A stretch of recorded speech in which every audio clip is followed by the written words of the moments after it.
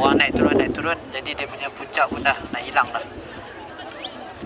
Nabi SAW tempatkan 50 orang tentera pemanah yang diketuai oleh Sa'id bin Jubair, dan Nabi arahkan supaya mereka tidak turun daripada bukit sehinggalah mendapat arahan daripada Nabi SAW. Maka Nabi mengatakan, walaupun kamu melihat kami dimakan oleh burung-burung, maksudnya kalau kami dah gugur di bawah pun jangan turun sehingga mendapat arahan daripada Nabi SAW. Setelah disiapkan tentera di kaki bukit pemanah dan juga kaki bukit Uhud. Jadi bukit Uhud ni daripada hujung sana sampai ke hujung sini bukit Uhud. Jadi tuan-tuan boleh lihat apabila Nabi meletakkan jumlah tentera walaupun tak ramai, tapi di kawasan ini, maka ini menguntungkan tentera Islam.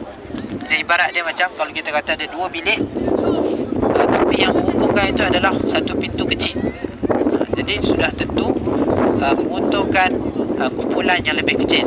Kerana ruang pertempuran itu menjadi lebih sempit. Maka kerana itu walaupun jumlah tentera musuh lebih ramai dan lebih besar, tetapi ia tidak memberi keuntungan pada tentera musuh. Dan kita tahu apabila dalam peperangan Arab, mereka memulakan dengan al-mubarazah, iaitu beradu kekuatan. Jadi tujuan beradu kekuatan ni adalah untuk menaikkan semangat tentera. Dan pada peringkat beradu kekuatan ini, kesemua tentera musuh berjaya dibunuh oleh tentera Islam. Kemudian berlakulah pertempuran pada pusingan yang pertama, di mana tentera Islam berjaya mengasak dengan kuat tentera musuh sehingga mereka berundur daripada tapak peperangan.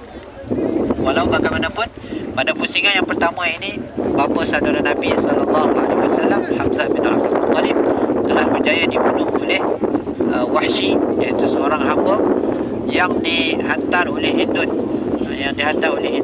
untuk membunuh bapa saudara Nabi SAW.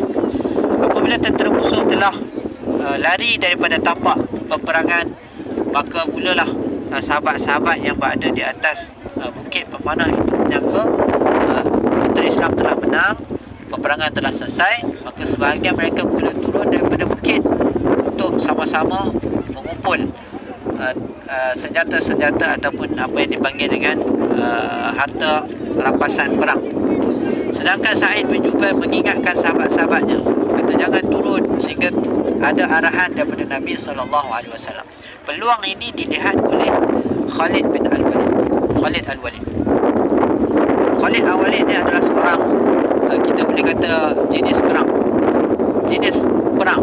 Tidak ada peperangan, kalau tuan-tuan baca tentang Khalid Al-Walid ni, tidak ada peperangan yang disertainya melainkan dia akan menang. Sampai zaman Sayyidina Umar ubah Khalid Al-Walid, turunkan dia daripada ketua tentera jadi tentera biasa, sebab takut akidah umat Islam bertukar, kata kita akan menang selagi Khalid Al-Walid jadi ketua.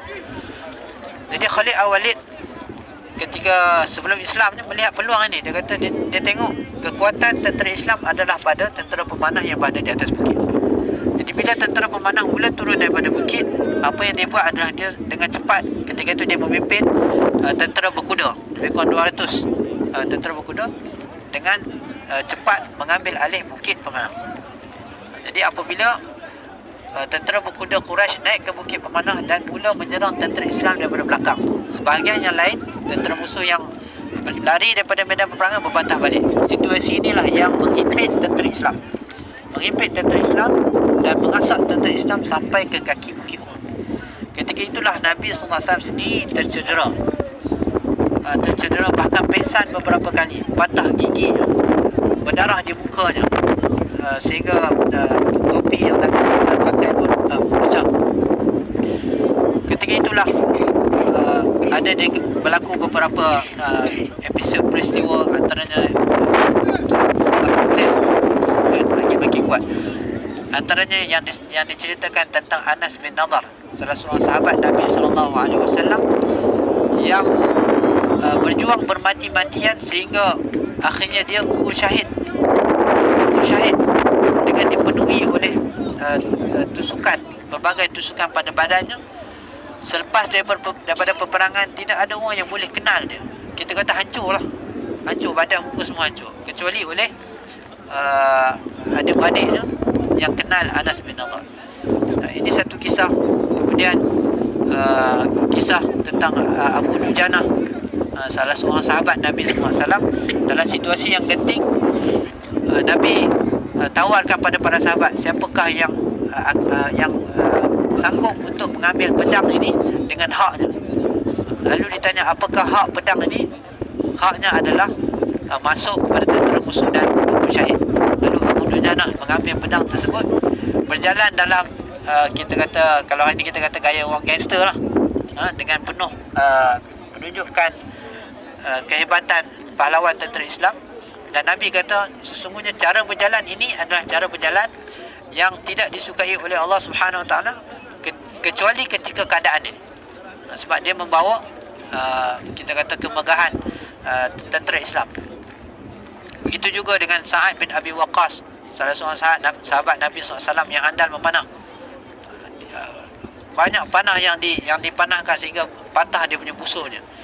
Jadi sahabat menggunakan seluruh kekuatan yang mereka ada untuk mempertahankan Islam, untuk mempertahankan Nabi SAW. Dalam masa yang sama telah disebarkan berita kononnya Nabi SAW telah berjaya dibunuh, sehingga melemahkan semangat sebahagian para sahabat